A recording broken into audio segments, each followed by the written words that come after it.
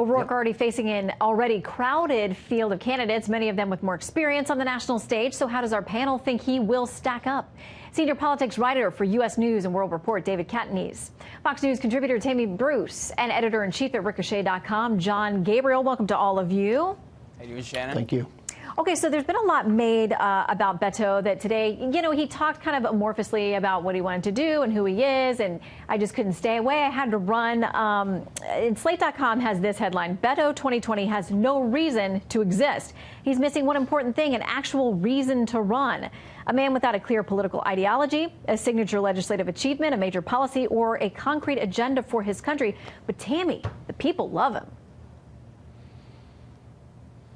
The people love him. Look, I mean, it's entertainment, I suppose. And when you're running against Ted Cruz, you're going to have a section of Texans who might be more interested in another individual. But we have to remember, I mean, there's also this picture on the cover of Vanity Fair is very similar to a photograph of Reagan, almost right down to the stance, what he's wearing. So there's an understanding of imagery here.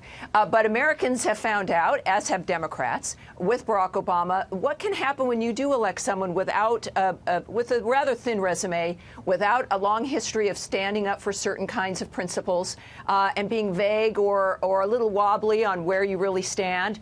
And that did not necessarily work out for Americans overall. And I think that they're now struck with a civil war in a sense, from a progressive end, that wing, versus a wing that wants to go back to like a Joe Biden dynamic. So I think all of these people running is great. We're going to see this fight played out publicly, and the Democrats who vote are going to need to decide who they're going to become. They can't let Vanity Fair decide for them.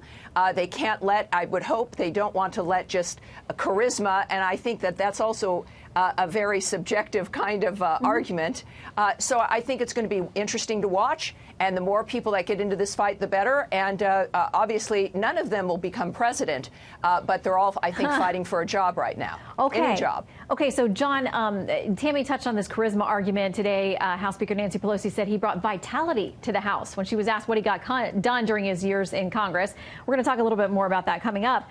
But it's clear that there are some Republicans who are very concerned about him because he is young and charismatic, and he polls pretty well in a very crowded field.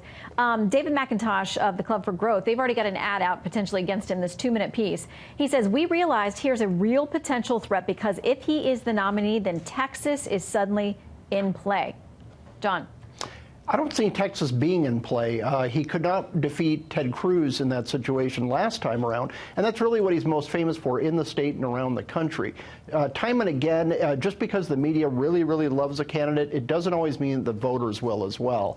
And it seems like Beto is really trying hard to rerun the 2008 campaign of Obama, but times have moved on. You know, that was over 10 years ago, and I think the field has changed, especially against a candidate like Donald Trump, who will punch back 10 times as hard, really, and it's going to be tough to be that positive and optimistic on the debate stage, that's for sure. Well, National Review says this: brace yourselves for Beto mania. He was never in the military, but talked about veterans issues so much that some people think he was. He's not Latino, but his rise fuels hope for Latino Democrats. He's a modest everyman with a net worth of $9 million. He's a border school attending son of a judge who escaped serious consequence, not just for a DUI, but also burglary charges. David. Look, we're going to be able to see very quickly if he is a media creation or if he is the next Barack Obama. There's going to be some metrics that are rolled out. Bernie Sanders was able to raise $6 million in 24 hours.